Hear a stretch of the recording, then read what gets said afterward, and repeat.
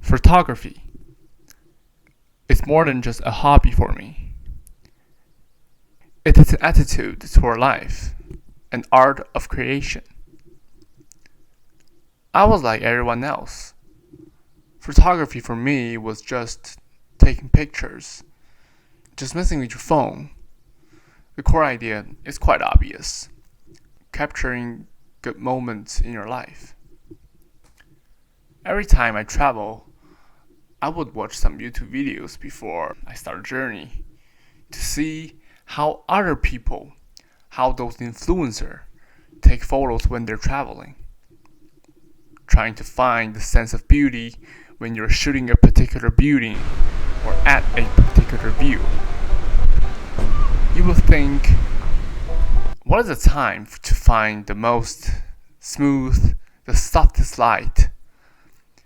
Could be natural, could be artificial, and so on.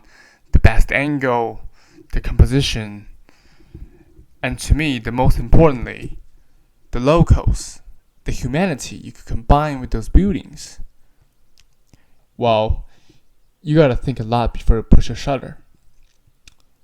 It was a difficult task for me, to all of this thoughts go through in my mind, but I started to think, and I was wondering why those pictures taken by influencer could make their audience feel like they have been in the place themselves.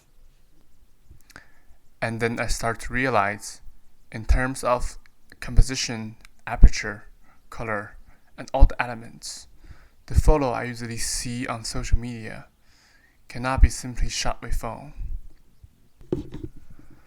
There was a moment I wasn't content with just taking pictures with my phones.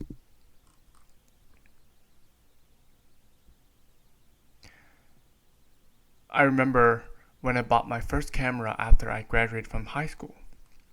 I systematically began to learn the basic knowledge of photography: aperture, ISO, shutter, color grading, and composition. As I gained an understanding of the art of photography, I began to reject the idea that I couldn't take a picture with my phones. Someone asked me once, "What do you think is the most important elements in a perfect picture?" At the beginning, I thought I needed good composition, reasonable color grading, and advanced equipment. There's no doubt that this is necessary. But what matters most is the story behind the photo and the meaning of life. I have studied photography for 2 years, and I have taken many photos, many of which I think are pretty good. But pictures that could tell a story are most impossible to find in my own library. I always thought the so-called bucket shot I mention all the time are to take the most beautiful scenery in the world. But I do not understand the essence. The most beautiful scenery is always accompanied by the story. If there is no story in the picture, it is just simple, easy, and tedious. People like to see the story behind the works. It's just like watching a movie. When a man can tell people the story behind a piece of work, he is giving meaning to something, to his works. That is why we call artists an artist. That is why we call photography a photography.